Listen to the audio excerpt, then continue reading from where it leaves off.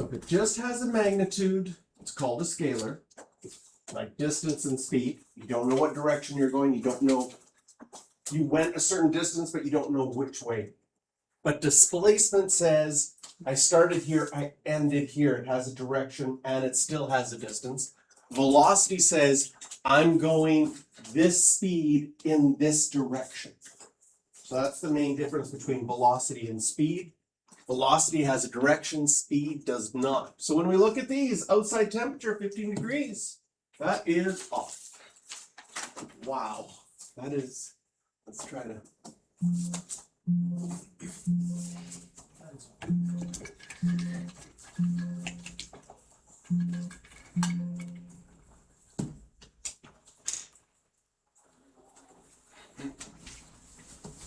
There we go. That is a scalar. Truck traveling at 60 kilometers per hour, that's a speed only. That is a scalar.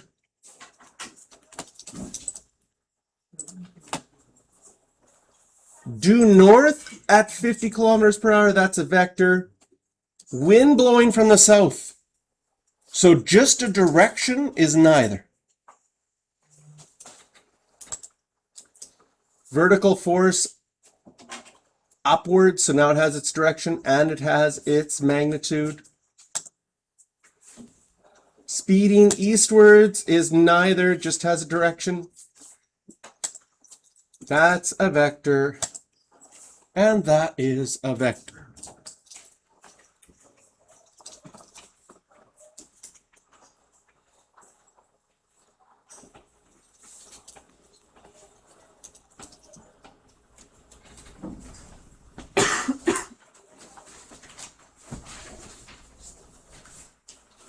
So when we're talking about vectors while we're writing them down, we write them with an arrowhead over top. Some textbooks will bold them. Sometimes they'll be underlined. I prefer the arrow over top. I remember in university, I don't know if there was a professor that did this, they only did half an arrow. It's like lazier, you don't have to lift your pen. So I'm happy with anything that you do that indicates that it's a vector. Vectors used to also be part of the IB curriculum, and in the IB curriculum, they like to use bold letters, which is really hard to write while you're doing your own notes by hand. So the arrow over top is my favorite to show a vector. And when we draw a vector, sometimes places have the arrowhead in the middle. I still like to put the arrowhead on the end. It's just sort of what you're used to. But sometimes they put them in the middle because they do have a certain length. And when we put the arrowhead on the end, it kind of implies it keeps going, right? So that's why you'll see sometimes the arrowhead in the middle. If I'm representing a vector, I put the arrowhead on the end and I just know that it's a vector and that it has that specific length.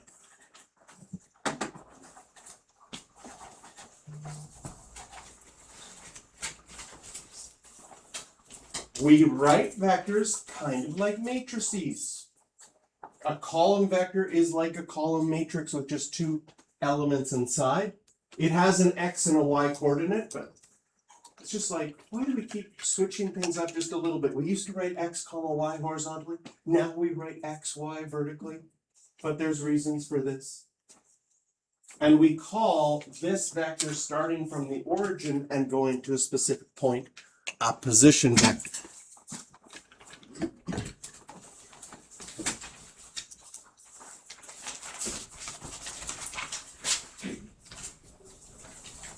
So if we've got going from the origin to the point 6, 3 as a vector, we could write this as a column vector 6, 3.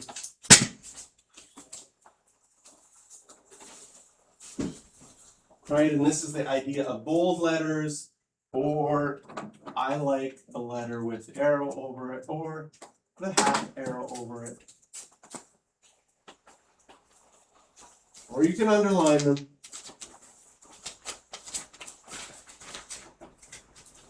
Just something to indicate that it is a vector.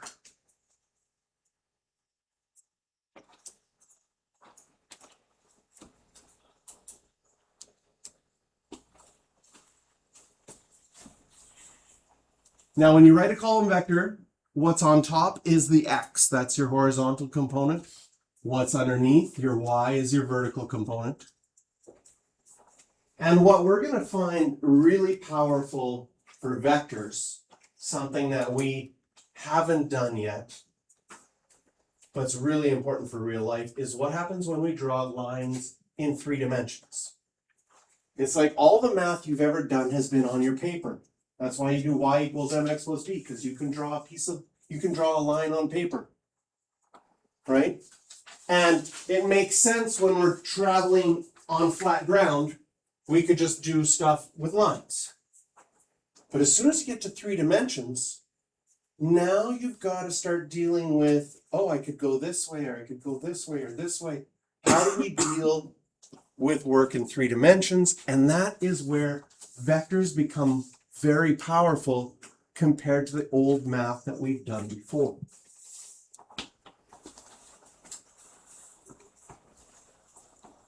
So, if you have the point A, 1, 2, and the point B, 3, 6, and you wanted to go from A to B, that's like going 2 units to the right, and then 4 units up.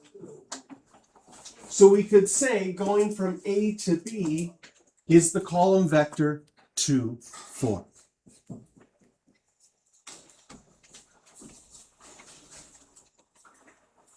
And a lot of times with vectors, we're just really interested in where you end up.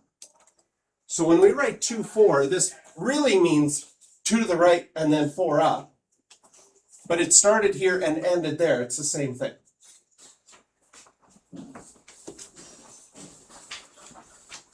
If you want to write the opposite vector, which is the same vector in the opposite direction, does it make sense that BA is going to always be equal to the negative of AB?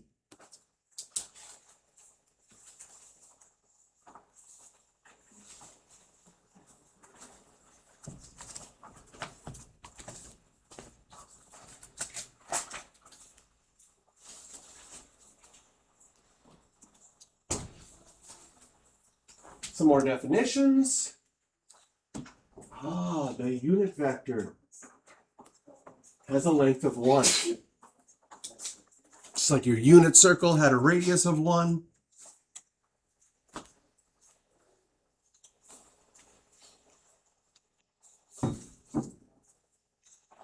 So we have our standard unit vectors, and they use I for this standard unit vector, J for that standard unit vector. And later, we're going to introduce K as another standard unit vector.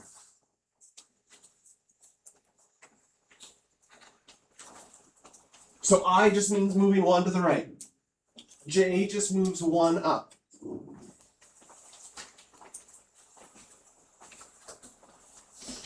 So anytime you have a column vector, you can write it with its unit vectors. And when you write the unit vectors down, that is good. Okay. You can write arrowheads over the I and the J because I don't think you'll bold them. So OB is equal to 2 I's plus 4 J's because you've gone 2 to the right and 4 up.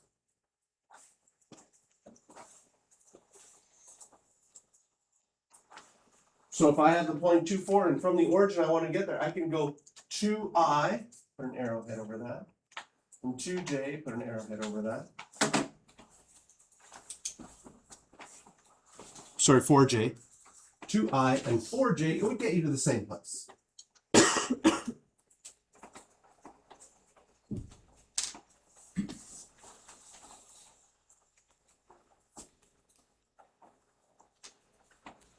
So here's something for you to do on this next chart. I want you to write each of these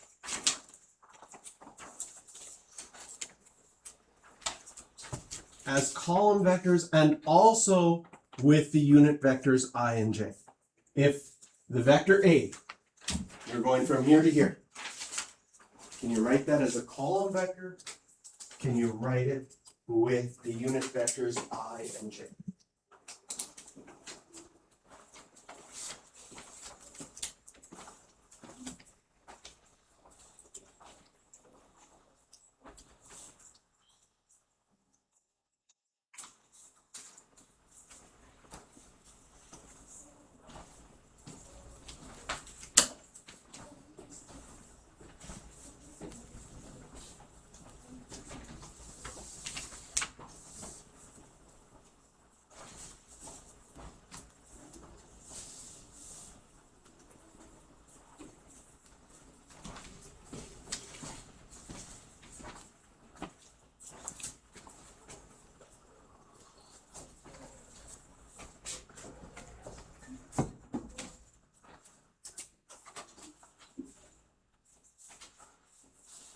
And I'll put the answers up so you can check.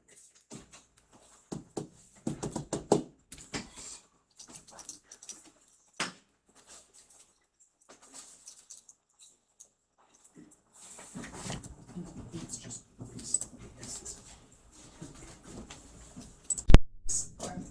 You only use one hand. all right. You have a glove. And this is what's going to be really important is when we're dealing with vectors in 3 dimensions and trying to draw them.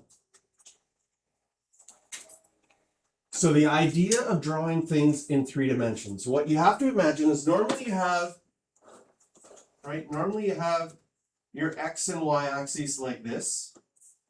And if you imagine taking that and drawing it in 3 dimensions where you put it on like a table, does your mind allow you to still see this as a 90-degree in 3 dimensions, sort of put, like if I drew a 3-dimensional table, that's not really good. That's true.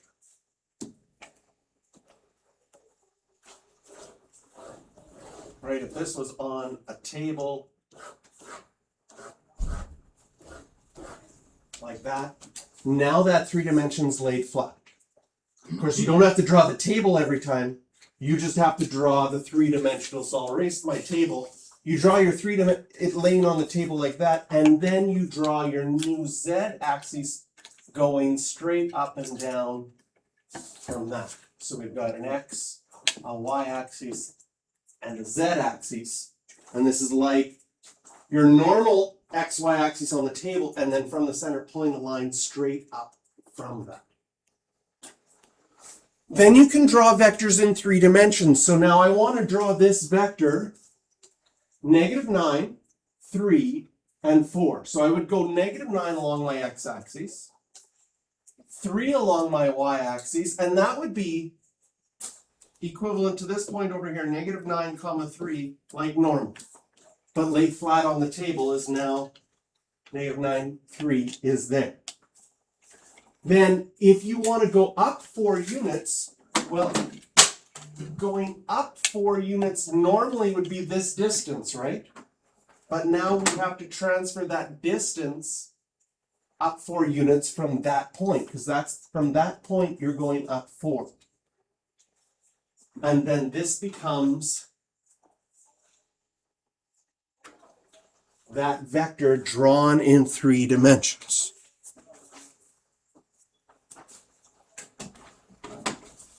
I'm hoping one day, instead of just a smartboard, they're gonna like allow me to have this holographic cube that I could be like, here's the vector here, and just draw things in there, like volumes of revolutions, and like, look, take this and we'll turn it around, and it just like would fill it up, and we could see the watermelons from all sorts of directions.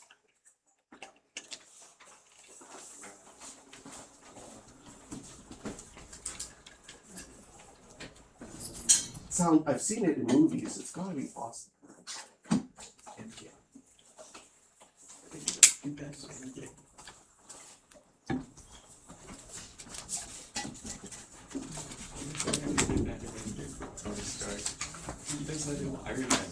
It's kind of cool how some of the things you've seen in math in other places come back again and again in different things, and you sort of get a deeper understanding of them. Like the absolute value bars Like when someone says the absolute value of -5, your brain just makes it +5 because that's what you've had to do. But technically what the absolute value of -5 is saying is how far away is -5 from the origin? What's the distance from you were at -5 and you would like to get back to the origin, how far would you have to go? You'd have to go 5 units.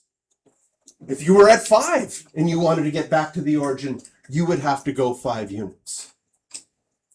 So the absolute value bars really are saying what's the magnitude of that number? How far does it take to get back to 0 or get back to the origin from there?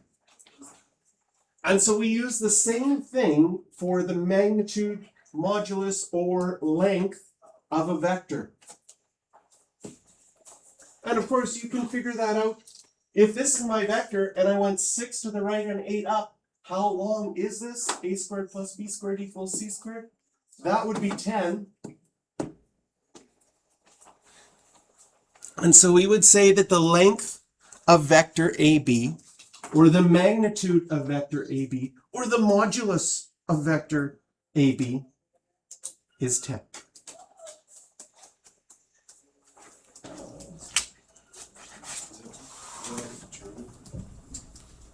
And then determinant, it has those bars around it too. Is that some sort of measure of length of a matrix?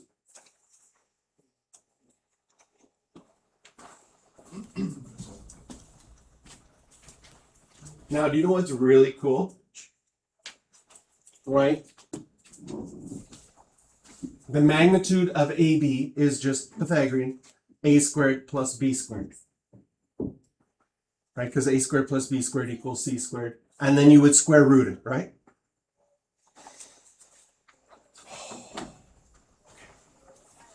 Before I show you this one, I just have to do the math. Because it's so simplistic and so cool, it's amazing. So I'm going to draw on my table.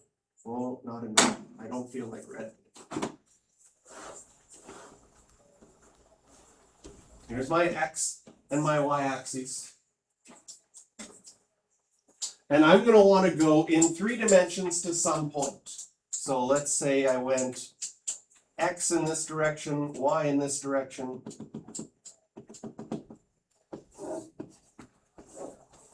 And then I'm going to go up to z in this direction, that's this length. Right to there.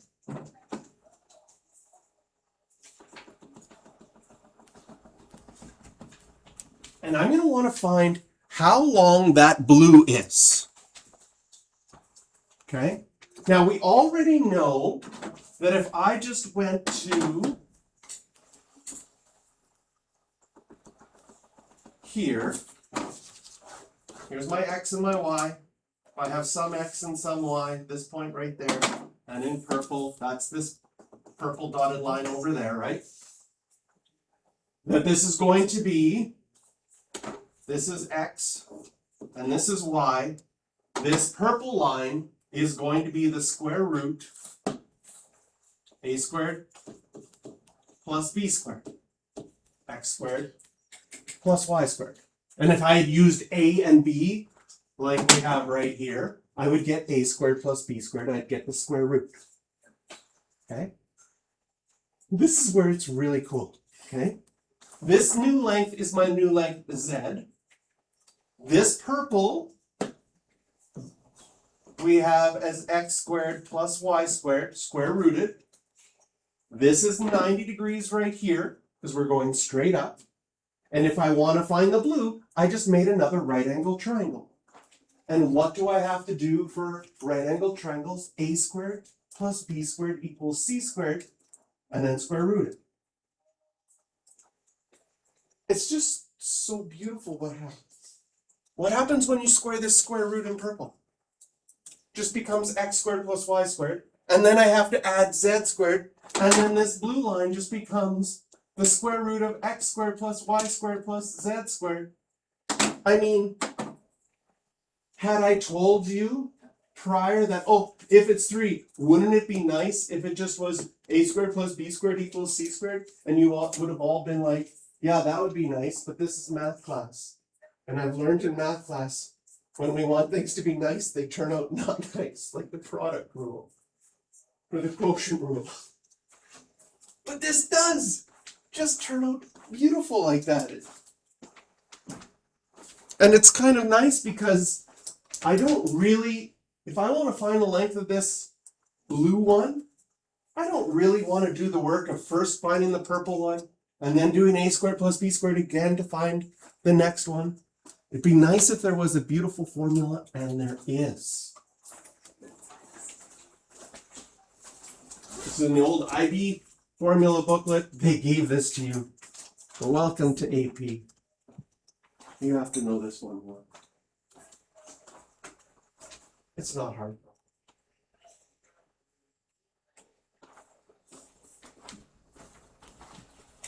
This, I technically should have bolded, so it should have a little arrow over top.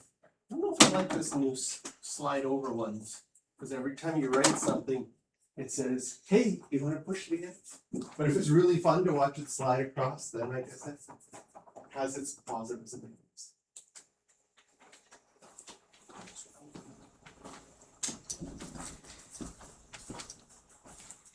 So now we can find the length of any magnitude in 3 dimensions.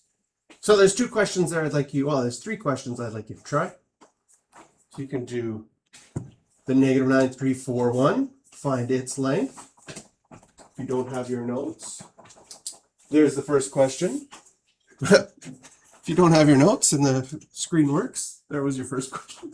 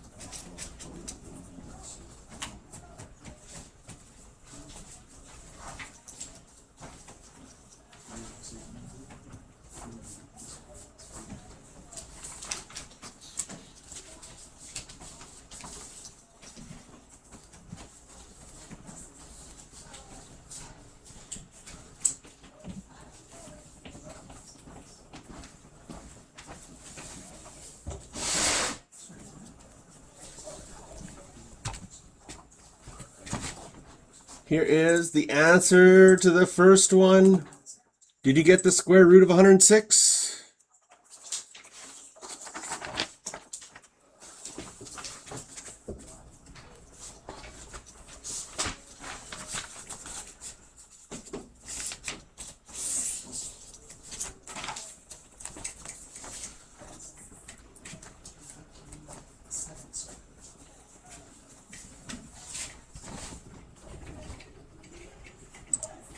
Here are the next 3 to work on.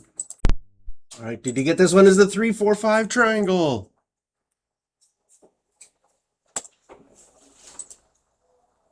And you could leave this as a square root of 75 or write it as 5 root 3.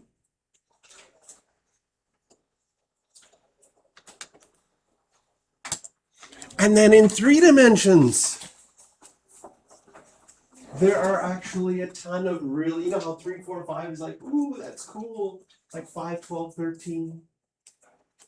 What are some of them? 8, 15, 17. They're all Pythagorean triplets. Well, now you've got, how many numbers can you think of with 3 of them that when you add up all the squares, it works out to a perfect square?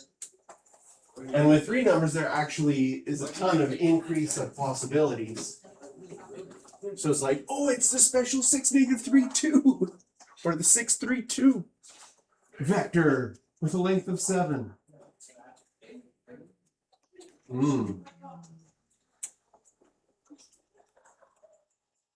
Sounds like a fun computer science assignment.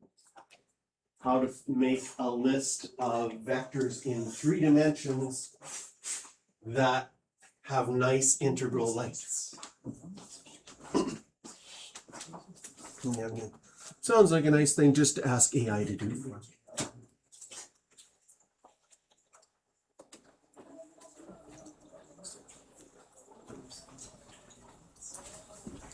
Everybody get those ones down? Then try this third one. I'm going to tell you it has a length of 10. What's A?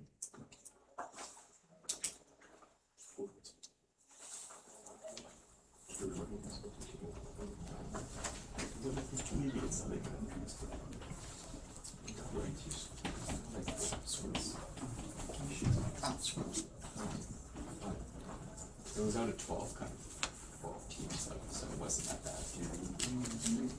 But basically,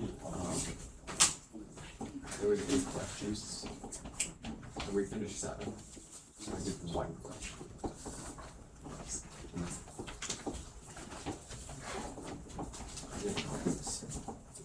Which was, it was just a for loop.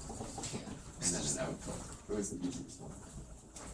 And then William did 6. Yeah, you did it, you can do it, you just made choices. I don't even think it was necessary, I just think you needed a proper output.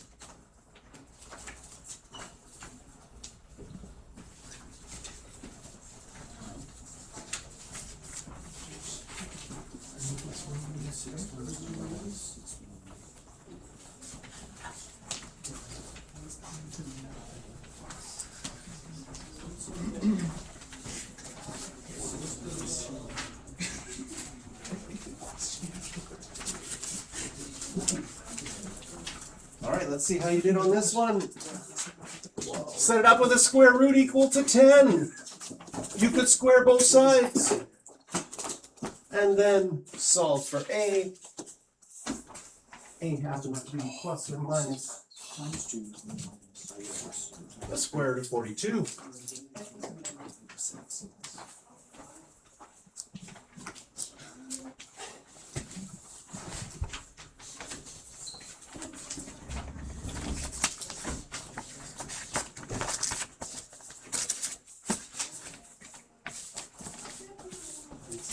Oh, Can I have my pen?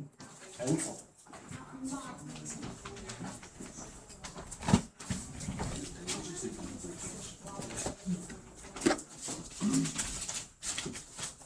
So the unit vector, get to pick which one you want. Okay.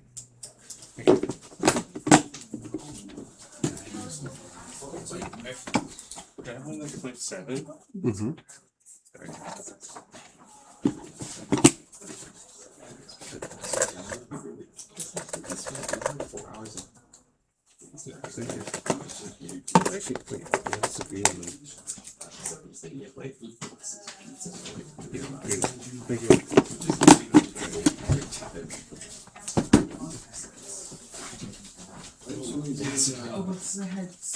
Did I type all those zeros?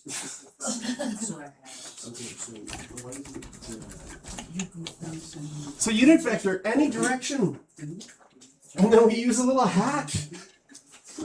So much fun. Little hat to say it's a unit vector.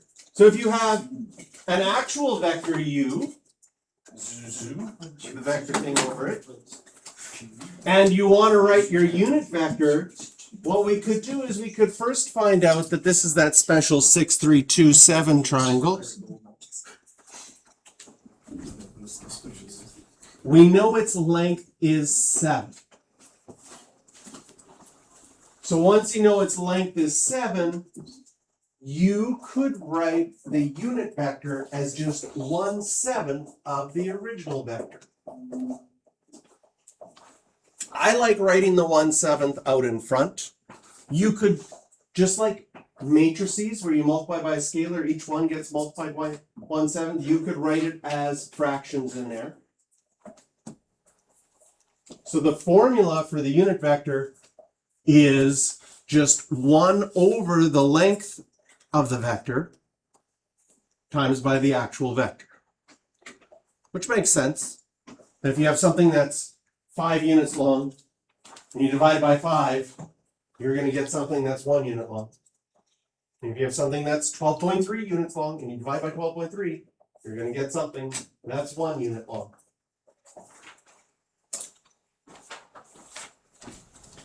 So we could write our unit vector with the 1/7 out in front. It says write it in 3 different ways. You could write it as a point. You could write it with your unit vectors, I, J, and K. This is actually 4 different ways. The point, the 1/7 out in front, the 1/7 inside, with the unit vectors. This is my personal favorite one. If I was working with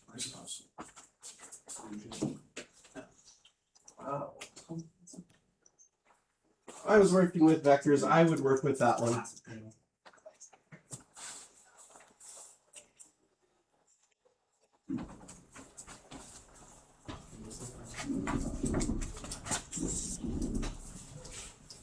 So try examples 9 and 10 on your own.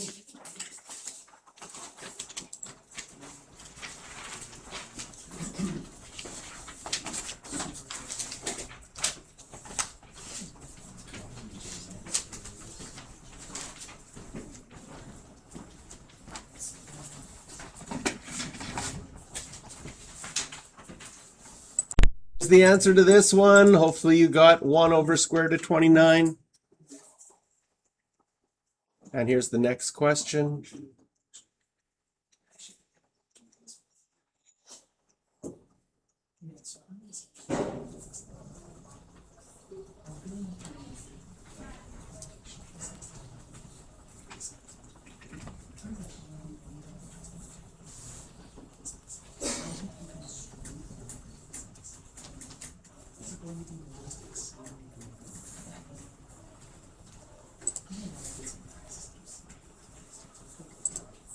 And how did you do on that one?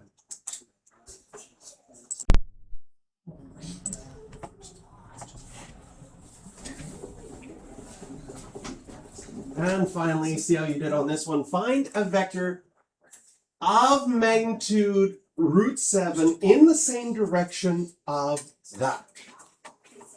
So one thing I would do here is I would say, well, if I could find my unit vector, so there's my vector v is a column vector, very nice to work with. There's the length of my vector v, square root of 38.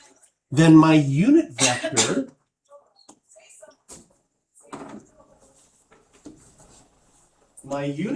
would be this, which I could write inside. I'm actually not going to show that box. I like it better with the square root of 38 out in front.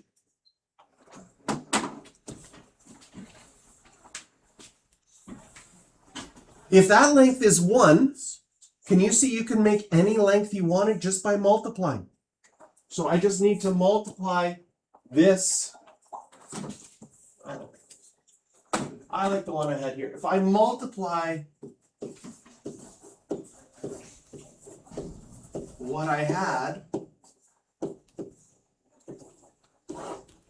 by the √7, this is going to have a length of √7.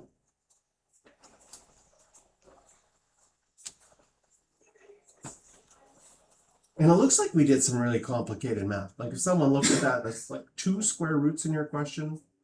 Super advanced math. But all we did was figure out what's our unit vector, and then find out our vector of length root 7.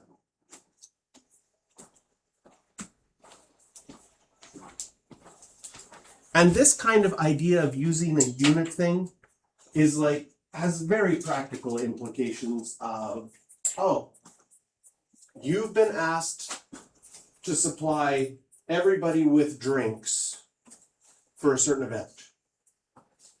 Drinks from, let's say you decide to go to Costco, because that's a really weird amount. How many are in a thing of canned drinks at Costco? Is it like 32? Some like weird number.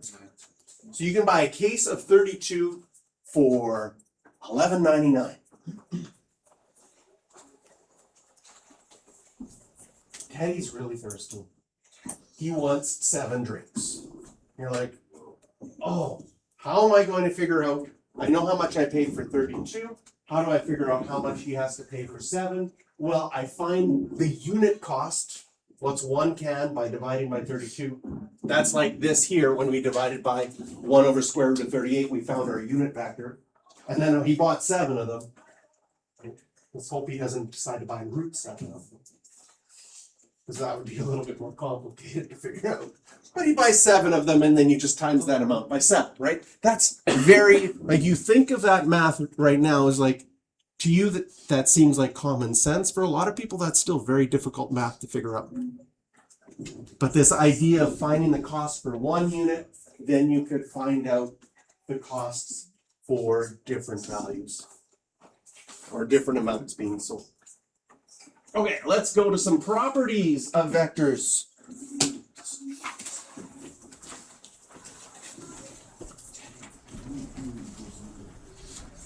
And we start talking about free vectors. So a position vector is connected to the origin, it's fixed in a place.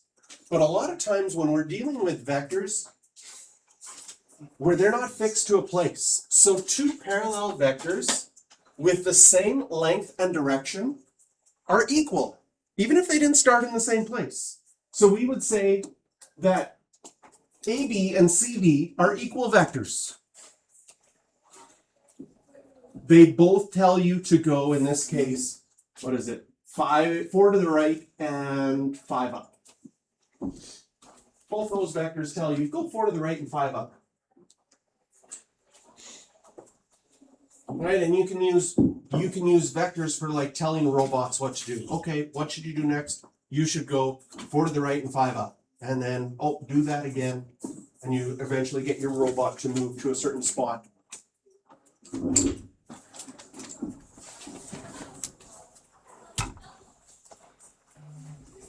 If they are in opposite directions, they are called negative vectors. They have the same magnitude, but going in the opposite direction. Opposite vectors cancel each other out. Go 2 steps forward, go 2 steps back. Where are you? Same place I started.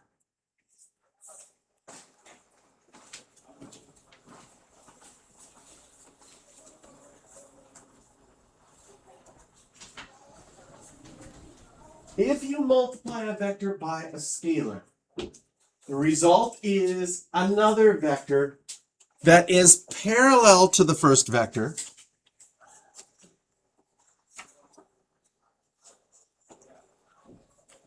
Vectors that are parallel can have different magnitudes, but sometimes we're wondering, do these 2 vectors go in the same direction? One's longer than the other, but are they going in the same direction? So how do we say that? Well, if they are parallel, then one is a multiple of the other one. Like in this case, does it look like D to E? Ooh, I'm going to test it out. Take that line. And, oh, it looks like the same direction. We'll take another one. Try it over here. Ooh, sure looks like it's 2 of them.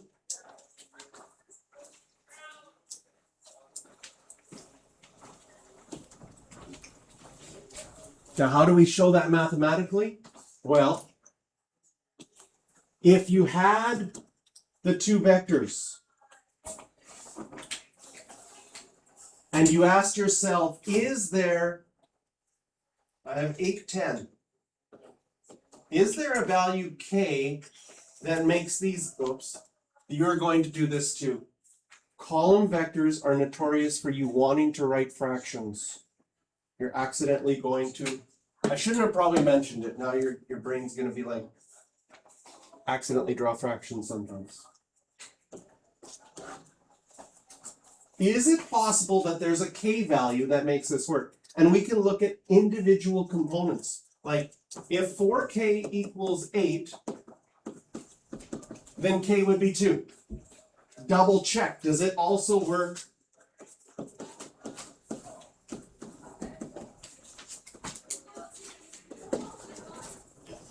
For 5k equals 10? Yes. So since there's a number k, we can say that DE is equal to 2 ABs, and these are parallel vectors.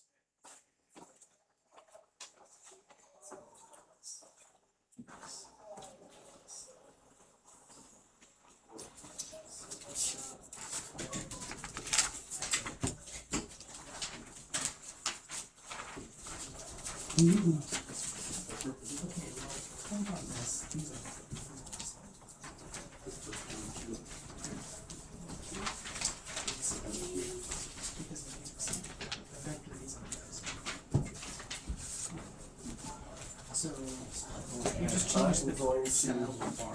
It's the same direction, so it's not. So yes, fractions are like this.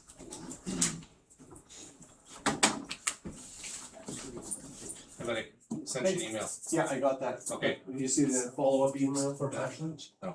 Okay. Here's some stuff. Oh, great. Okay, there's matrix A. Here is not matrix, vector A, and there is vector B.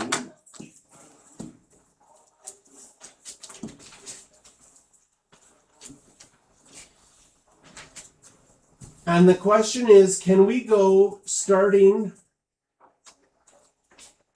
on all of these? Could you get all of these vectors using only vectors A and B? Like for example, in E, I notice this is the same length. So I'm like, oh, look at all of these. I could just keep adding them on. And if E went this way, E would equal 1, 2, 3, 4, 5 B's. But since E goes the opposite way, vector E is equal to negative 5 B's. I look at F. It sure looks like it's going in this direction. So F is going to be 2 A's. What do you think about G? It looks like it's going in that direction. But half of A. And then C.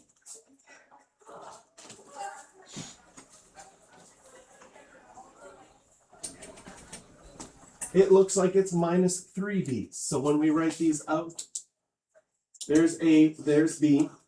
C, if we actually measure it, C is negative 6, 3. I drew it and could see that it's negative 3 B's, but I can factor out a negative 3 to get vector B, and then I can write it as negative 3 B's. D, we saw as 1/2, which 1 comma 2, which is half of 2, 4, which is half of A.